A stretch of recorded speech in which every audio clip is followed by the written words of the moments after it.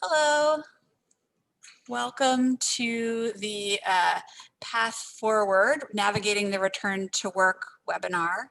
My name is Amanda Gerke. I'm with the City of Alameda. And we're just gonna wait a couple minutes to let folks join, and we'll probably start in just about 1 minute.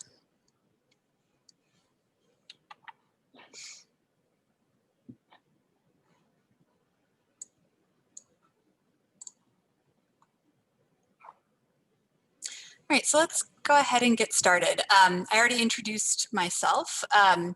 And just a few technical notes before we get started. We're going to have time for question and answer at the end of this. So if you have questions, please use the Q&A function at the bottom of the screen to ask your questions. I'm not sure if Vartan is going to save them up till the end or answer as he goes along, but that's how we'll be accessing those. If you are having any kind of technical difficulties, you can ask me, technical questions through the chat. We do have attendees on mute to make sure that the presenters are heard. And we're going to be recording this webinar and we'll be posting it on our website in case you want to share it with someone at the end. So this webinar is being brought to you by the City of Alameda in partnership with the Alameda Chamber of Commerce. So I just take a minute to introduce Madeline Sadek, who is the President and CEO of the Alameda Chamber of Commerce. And then with that, I'd like to introduce our presenter today. Vartan Jahanian is the Manager of Western Regional Congressional and Public Affairs for the U.S. Chamber of Commerce. In his role at the Chamber, Vartan develops pro-business legislative and political activities in 5 Western states and assists the Chamber in strengthening its relationships with members of Congress and state and local chambers like ours. So we're going to have about 30 minutes for Q&A after Vartan presents, so please put your questions in the Q&A function. With that, I'm going to hand it over to Vartan. Thank you so much, Amanda, and thank you to Madeline for putting this event together. I've had a chance to work with Madeline over the past several years now, and she's just been a remarkable asset for the City of Alameda and for the small businesses in the community. I know the past few months have been very difficult, and it's great to have folks like Amanda and Madeline helping guide the small businesses navigate through this reopening process, whether it's the federal loan programs, PPP, or the EIDL program, or just being an understanding ear as you're going through this process. So I'm very grateful for that. Like Amanda said, I'm Vartan with the Western region of the U.S. Chamber. I cover 5 Western states: California, Nevada, Arizona, Utah, and Hawaii. And my 2 responsibilities are I'm a liaison between the local and state chambers, and I also work with our congressional delegations to advocate for pro-business issues. So one of the main issues that we're working on right now is this reopening process. And I'm going to share my screen here to go through kind of where we are today and the direction that we're headed over the last or in the next few months. So let's see.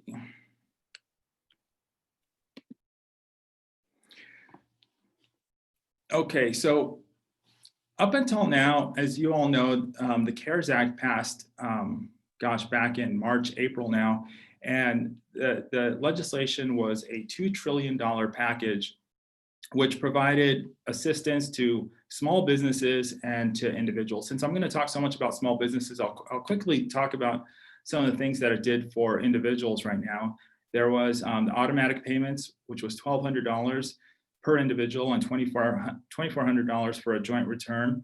And that would start phasing out at $75,000. In addition to that, there was expanded unemployment, which was essentially $600 per week on top of the regular state unemployment. Now, these 2 issues have become some of the sticking points for the current stimulus that's going through Congress right now. The president does not want to offer up to $600 anymore. He says that that's created a disincentive for folks to return back to their employees. In fact, I've heard that a lot from small businesses. In a lot of situations, people don't want to go back to work because they were earning more money on that expanded unemployment program. So the dollar amount they're talking about is no longer $600. It's looking more like $300 or $400. If they can come to some kind of agreement with that, then there might be some progress made But unfortunately, just recently, I was telling Madeline and Amanda that I wish I was here with better news in terms of what's going to happen with additional stimulus money, with what's going to happen to additional PPP or idle money. Unfortunately, right now, it does not look like it's coming. Congress and the president have not been able to reach an agreement on whether it's that expanded unemployment program or liability protections, which I'm going to talk about later in my presentation, or really what steps need to be taken to continue to open up small businesses. So this is basically an overview on that individual program.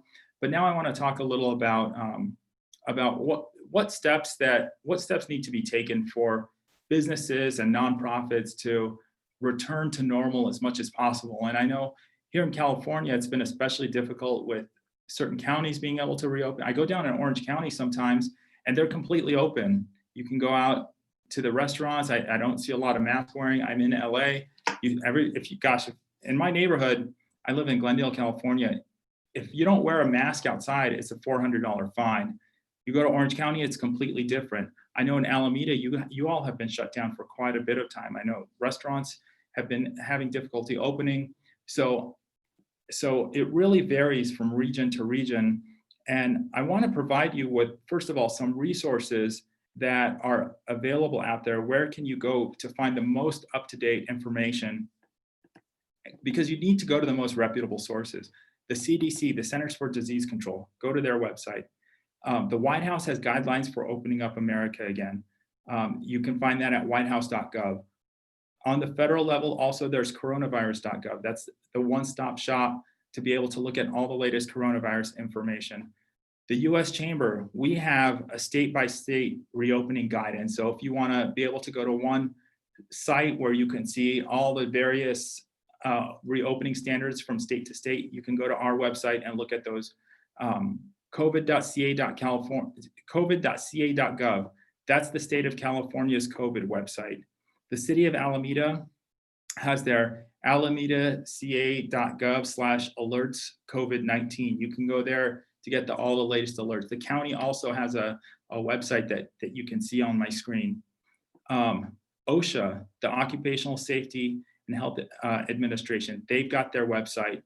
And then also the American Industrial Hygiene Association, they've got guidance for sectors like home service providers, construction workers, gyms, salons, retailers, restaurants, and others as they plan to return to work. So sector by sector, there are individual guidances available at the AIHA website if you'd like more information about those. And by the way, Amanda or Madeline, if there are any questions, feel free to interrupt me if they come in the chat box, or I'm also happy to take questions at the end of this. I know there's a lot of information for resources on the slide. I'm happy to provide this to Amanda and to Madeline if you'd like to get them. The next step we need to do in returning to work is really to prioritize safety. That's the most important thing, to be able to make sure that your customers and your employees are safe. General hygiene practices, again, consult the CDC's guidelines for proper hand washing and hygiene purposes. You have to kind of do an audit of your own business and see what you're currently doing for cleaning and sanitation and how they need to change in light of coronavirus. Next issue is the personal protective equipment, or all this PPP that we've been hearing about.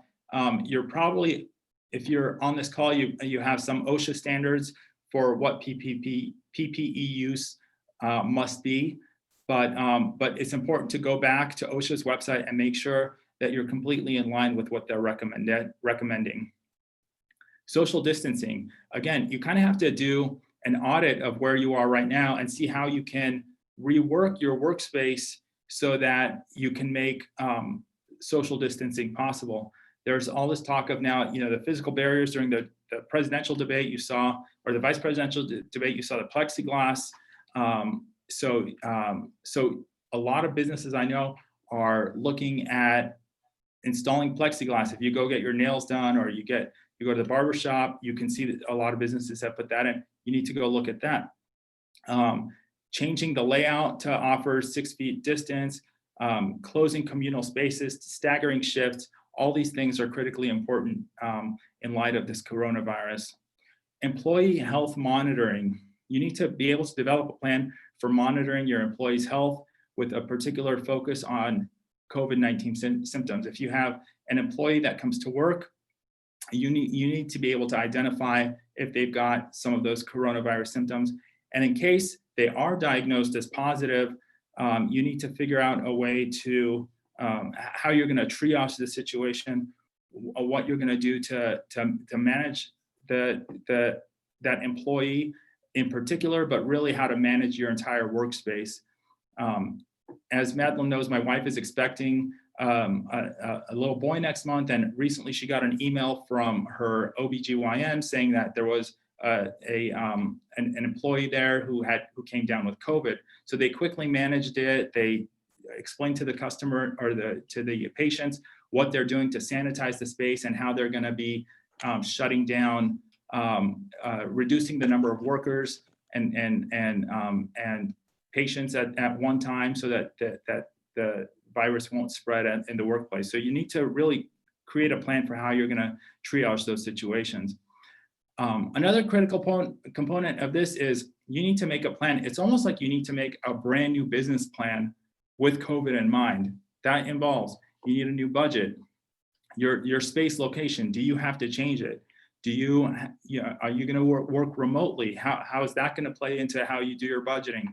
Your supply chain, is there any disruption there? Are your suppliers, are they shut down? Do you need to find new places to buy your products from? Products and services. Are you going to be able to continue to use the same vendors? And finally, what revenue impact will that have? You're likely, obviously, over the last few months, you're not generating the same revenue that you were a year ago, and probably you're not going to go back to those levels for at least a few more months. So it's important to include that as you're coming up with your new COVID business plan. Another important issue is this issue of communications. We all know how important as small business owners is that you need to be able to communicate, and you need to communicate with all of your various stakeholders, whether it's employees. You need to have a detailed explanation for what changes are going to come to the workplace. What are you going to do to protect the health and safety of your workers? I know there are a lot of teachers, for example, who are concerned about going back to a classroom with kids. They want their employers to be able to explain what steps are going to be taken to protect the health of their students, as well as their own individual health. And that transparency is incredibly important. For your customers, you need to use multiple channels to ensure that your message is widely received. So whether that's online, through your social media pages, through your website, whether it's through your advertising, you need to find a way to communicate your new COVID plans to your customers. Vendors, partners, if you plan to continue working together with when your business opens, let them know what changes they need to implement in order to satisfy your current work situation. Do they have to deliver at different times? Do they have to bring different products? You need to include that in your various communications with your stakeholders. Finally, at some point you need to execute your ideas. So it's incredibly important for your team members to feel like they're being included in any new plans that you create. The thoughts and concerns of those employees need to be taken into account, because oftentimes, especially if you're in a customer-facing situation, you might not always be the one interfacing with your customers. You need to make sure that you're talking to your employees who are talking to the customers, who will be able to kind of guide you and tell you what feedback you're getting when you're putting together your plan. You need to put an anticipated schedule for reopening. Now, I know these schedules have been changing so much, and so much of it is dependent on what the government's telling us, but from sanitizing to rearranging furniture, you need to be able to have some kind of timetable for when you're going to change those things, so that once the the officials, the authorities tell us that we can reopen, that that all of that stuff is lined up and teed up so that you can turn your lights on. Coordinate with your vendors.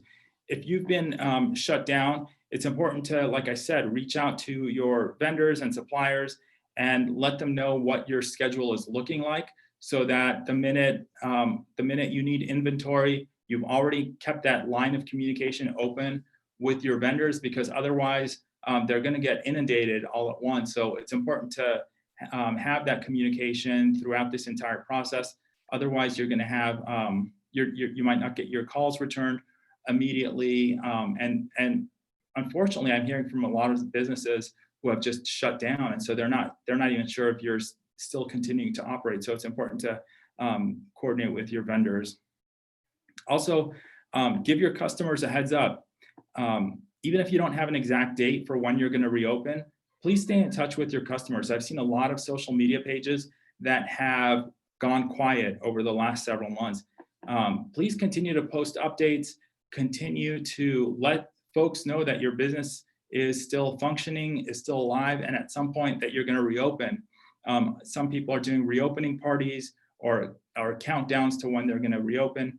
I think that's important. Otherwise, your customers might not be planning for you to reopen. It's also important to be nimble and to be able to adapt to any new situation, anticipate and prepare for challenges. If you asked me back in March and April whether we're going to be open by now, we thought this was going to be, they started telling us it's going to be a couple weeks, then it went to a couple months, and then now it's been 6-7 months since we all experienced the shutdowns. That's been a major challenge, obviously. And one thing that we know about this process is that we've been inundated with challenges. So when you're putting your plans together, know that it's going to be that there will be more challenges ahead, and probably your plans are going to have to change again. But it's important to include that when you're putting your business plans together. Otherwise, you're going to get caught flat-footed. Check in with your employees. I know the PPP program helped connect a lot of business owners with their employees, a lot of nonprofits with their employees, but unfortunately, I know that PPP money is running out for a lot of businesses. It doesn't look like, as I mentioned, Congress is going to pass anything, at least by the election day. So keep those lines of communication open with your employees, so that if you do open, or if you're able to call them back, that they know that you're prepared to rehire them if that's the case, so that it'll make your process a lot more seamless. Know that you won't get it perfect from day one. Obviously, a lot of small business owners are type A personalities, but you need to know that things are not going to probably go right the first time around, and a lot of that, unfortunately, is out of your hands. But don't beat yourself up if you don't get it right the first time around. Create formal and informal processes for getting feedback. Please listen to your employees, your customers, your vendors, and partners during this time. You have one-on-one conversations, do online polling, use kind of like an all of the above type mentality, because you know sometimes you get that anecdotal information when somebody comes up to your counter. Sometimes your employee says something. It's good to keep those. It's good to keep all of that feedback in mind, because you never know what issue somebody's going to bring up that might help your business. Analyze your sales data, customer behavior, and ROI. Your numbers are probably not going to bounce back right away, especially if you've changed your product, but it's important to keep your eye on analytics. Are certain products selling better than they were before the pandemic? That could be, I know a lot of construction firms that are actually doing incredibly well right now with everybody at home. People are getting work done at their homes. There's a lot of construction happening. So certain sectors, Home Depot is doing very well. What does that data look like? Are there certain products that you're not going to be able to sell anymore? Are there certain products where you're going to be able to sell a lot more? But it's important to know what the data is. Engage the overall community response. That's why it's so important to know people like Madeline and Amanda who talk to small businesses throughout your community so that you see what other people in your industry are doing, what other people in your community are doing, and learn from them and share your best practices with each other. Respond and pivot accordingly. Obviously, the theme throughout this entire COVID pandemic is that things have been changing very dramatically and very quickly. But please, as I said, remain nimble to the greatest extent possible. If you're hearing feedback from customers or employees, try to include that. Communicate evolving changes in a timely, transparent manner. If things change, if your business sells one thing for years and years and suddenly you change, communicate that. Use the social media. The good thing about social media is that a lot of these resources are not expensive. Oftentimes they're free. I think the customers would appreciate hearing from you as things change, as your hours change, as your services change. Let them know as these things are developing. Continue mapping out your road back to normal. We're all hoping to get back to normal at some point. I know that a lot of us were hoping that it would be here by now, but unfortunately it hasn't. But eventually you're going to get your volume back up to where it was before the pandemic. And this will be an opportunity to continue learning, growing, and evolving as new information becomes available. So in addition to some of these practical things, I was going to talk about some additional return to work issues, guidance versus regulations. I think one of the problems has been throughout this pandemic is that we've had such heavy-handed regulations that it's forced many businesses, unfortunately, to, in some cases, completely go bankrupt because they've not had an opportunity to even open their doors. So at the U.S. Chamber, we're always pushing for more guidance and fewer regulations. Legal liability issues. We all want to make sure that those businesses who are not abiding by the PPE standards, by any of the efforts to curb coronavirus, if they're not abiding those things, yes, they should have exposure to liability. You should be able to sue a business if they're not using masks or providing hand sanitizer, doing the social distancing. But if you're a business that has been doing all those things, if you've been following the local, state, and the federal guidelines, the U.S. Chamber, we think that you should have some kind of safe harbor. You should not be able to be sued by either your employees or your customers if you've done everything within your ability to protect your stakeholders. So at the U.S. Chamber, as we're considering this next stimulus bill, one thing that we're emphasizing is there needs to be liability protections. And fortunately, on the Senate side, Senator Mitch McConnell has said that that's a red line for him and that he won't pass any additional stimulus funding unless there is some kind of liability protection in there, because the last thing small businesses need right now is to get sued. On top of all of the problems that they've been experiencing, really through no fault of their own, to be able to get sued by oftentimes unscrupulous attorneys is not right. I've already seen the commercials on TV where these lawyers come up and say, "Did you get COVID at the workplace?" or "Did you get COVID when you ate at this restaurant?" And yes, if they did not abide by all of those local, state, and federal guidelines, yes, they should have that exposure. But if they did, they should have some safe harbor. Another issue is this patchwork of rules. Like I said earlier, if you're in one city, there are certain regulations. In another city, there are others. Some are freewheeling and all the restaurants are open. Some are on complete lockdowns. And we get that's important in some situations, but to the greatest extent possible, we should have one uniform set of rules, at least on the state level, to be able to give the businesses the certainty that they need. And then finally, we want to be able to continue to be able to provide resources, especially for certain businesses. For example, we know that if you own a theater or if you own any kind of a business that involves a lot of people getting together, you're probably not going to be able to open for a very long time. In fact, I know on the state and the federal level, they don't want you to open. You're going to be the last business that reopens. Do those businesses need certain additional stimulus funding? Are there certain regions of the country that need additional loans and funding? I think so, and that's what the U.S. Chamber thinks. Especially as we consider right now additional PPP funding, as we consider additional stimulus funding, it needs to be targeted to states like California, who have been on lockdown, on much stricter lockdown than other parts of the country. We don't like excessive government spending, but in this situation, when businesses are being shut down through absolutely no fault of their own, you don't have a free enterprise system. You don't even have a shot. So we think that those businesses need some additional help. So with that, that's the extent of my presentation.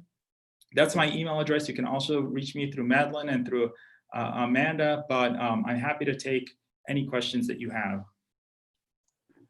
All right, so folks, if you have questions, please, I'm not seeing any questions yet. So folks, if you have questions, please put them in the Q&A box. And yeah, we'd be happy to help. One resource I did want to share with folks is that the City of Alameda has a reopening guide on our website, and I'll put that in the chat so you all can see it. And this has a lot of local resources around, kind of information from the county, also our commercial streets program if you're looking to have a parklet or, do any kind of outdoor dining or retail.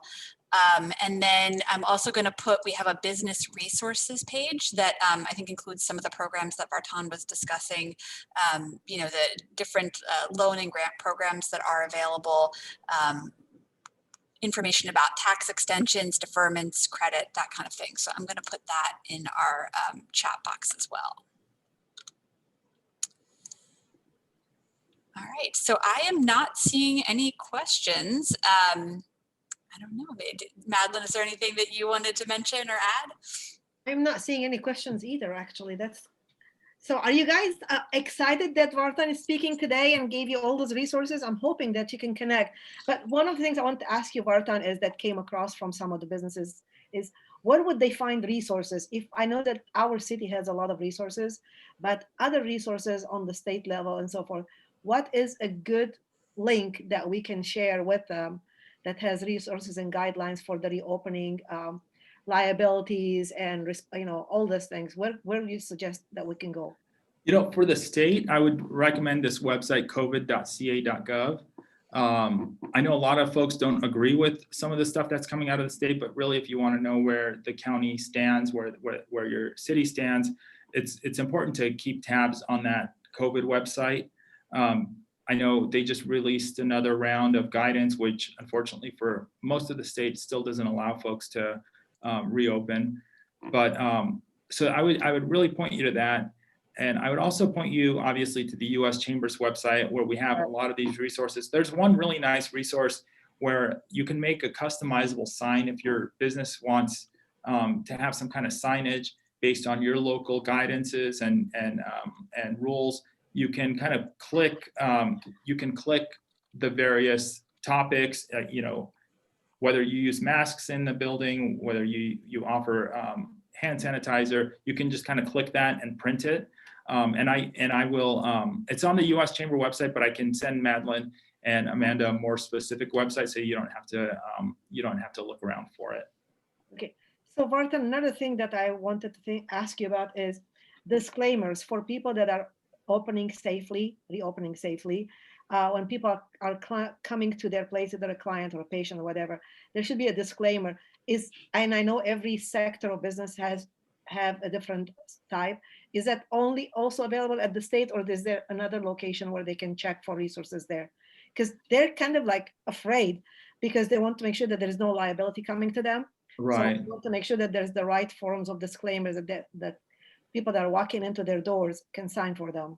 Yeah, that's one of the problems with all these different guidelines coming through, which is what I mentioned about the patchwork. Yeah. Because you have to follow what the city of Alameda is telling you. You have to follow what the county is telling you. You have to follow what the state's telling you, and you have to follow what the federal government is telling you. So really, there's a bunch of, there isn't really one go-to place. So I'd recommend you have to obviously check with the state. I know a lot of municipalities are doing everything they can to kind of for their communities. I don't know if Alameda has something like that where you have a one-stop location on your website where you can click to these various places, or there's like a summary.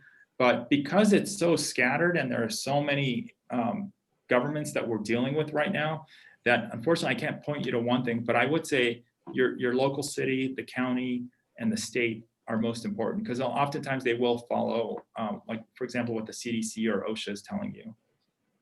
You know, at this point, you can only imagine it's overwhelming for them to reopen and being afraid of being in trouble or sued or anything like that.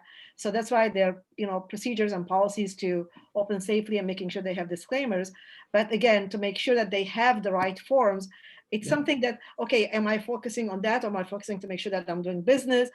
It's kind of like uncomfortable for them. That's why we'll make sure that we support them as much as we can with Absolutely. getting the right documents for them. It's so difficult right now. My hat's off to all the small business owners, because I know how difficult it is to follow all these local guidelines and rules. We don't want bureaucrats to come in with 6-foot long rulers to tell us, okay, you're standing apart. There needs to be some common sense involved here. Business owners, all the business owners that I talk to, nobody wants their employees or their customers to get sick. That's like a nightmare situation for them. And so for the vast majority of businesses, they're trying to do the right thing, but we need to give them a little grace in case somebody is only standing 5.5 feet apart and not the whole 6 feet. You know, there needs to be some common sense injected here. But I know that that it's important to, obviously we're going to follow the rules and guidelines as much as possible, but there needs to be grace. All right. So Vartan, oh, I'm sorry, Madeline. No, it's okay. Go ahead. I was going to say, Vartan, we have a question here. Someone is asking if you have any advice for people that come in and say they don't want to wear a mask. You know, this is a problem that we've been getting. And I think, again, going back to the liability issue, that when you're facing liability and when another customer can come and say, well, they didn't enforce the guidelines, you're going to open it up yourself to exposure to getting a lawsuit filed against you. So really, I know you want to treat your customers well. I know you want to be loyal to them. But if there's somebody who's absolutely refusing to wear a mask, you should be able to tell them that you're not going to serve them, because really, it's not a when it comes to a business owner, it's not I know mask wearing has become a political thing, but really it's a liability thing. And it's an issue where you also don't want people to get sick. You don't want to get sued, but you also don't want your customers and your employees to get sick. So to the greatest extent possible, to ask them to, if they're absolutely going to refuse to wear a mask, to ask them to leave, and hopefully that doesn't escalate, because we've seen that escalate in some situations, but in the kindest, gentlest way, to tell them to either wear a mask or to leave. Thank you. We also had someone, I'm not sure if this is something you would have an answer for or not, but who's looking for good resources on temperature check devices. And I've heard a lot of questions for people looking for good resources for all different kinds of PPE and equipment for reopening. Do you have any ideas on that? I don't. And I know that there's such a shortage on these things. It's gotten much better over the past several months, but I don't have any brand names or anything in mind. Yeah. Okay. So I think we've gone through our questions. Madeline, was there anything you wanted to add, or Vartan, before we wrap up? No, I'm okay. The one thing I was going to say is, I know it's been frustrating dealing with the government on all of these issues. And what I would say is, if you're running into any problems, either at the local level or the state level or on the federal level, I highly encourage you to reach out to your elected representatives, because as small business owners, I'll tell you, your politicians will listen to you. Gallup does this survey every year where they look at the amount of influence a wide variety of institutions have. And time and again, like the president, regardless of party, gets like 15%. Congress always barely gets double digits. But small business owners always have in the 70% range of confidence of the public. The only industry that ever beats them is the military. And so you see how high you're held in regard in your communities. And trust me, your elected representatives know this. So if you are running into any kind of obstacle, as a small business owner, as a chamber member, you have a lot of influence and a lot of clout. And I would not hesitate to use it to have changes made. So I would say thank you for everything that you're doing. Please continue to do it. If we can be helpful in any way, if we can support the Alameda Chamber and Madeline in any way, please let us know. And thank you. I know it's been a very, very difficult few months, but really, if you can make it past this year, we're hoping that you'll be able to do it. So thank you again. And anytime you'd like me to come back, I'm happy to come back or answer any questions you have. You saw my email, so. Thank you. And you know what? We did have one more question just come in. Someone was asking, how should we deal with landlords and renewing leases? And before Barton chimes in on this, I do want to mention we are going to have a webinar specific to this subject on October 20th. So I'm going to put the link in the chat to sign up for that. But I know we'd all also love to hear from Barton about this. Yeah, thank you. You know, this has been, this is a local issue, but and I deal on the federal level, but what I would say from talking to a lot of business owners, the best situation is when the best resolutions I've seen in these situations is when the small business owner has worked to create some kind of deal with the landlord.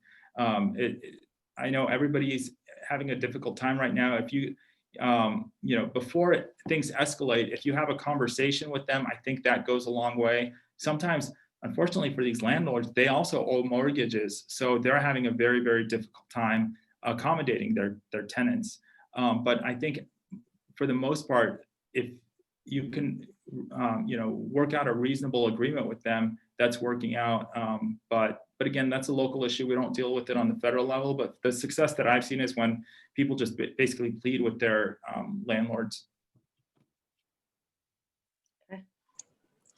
Well, thank you so much, Madeline and Barton. We really appreciate this and always enjoy working with our Chamber of Commerce. And thank you for all of our attendees. We are going to post a recording of this webinar on our website, and we will be sending it out to you all as a follow-up. So thank you very much. Have a great day. Thank you. Thank you.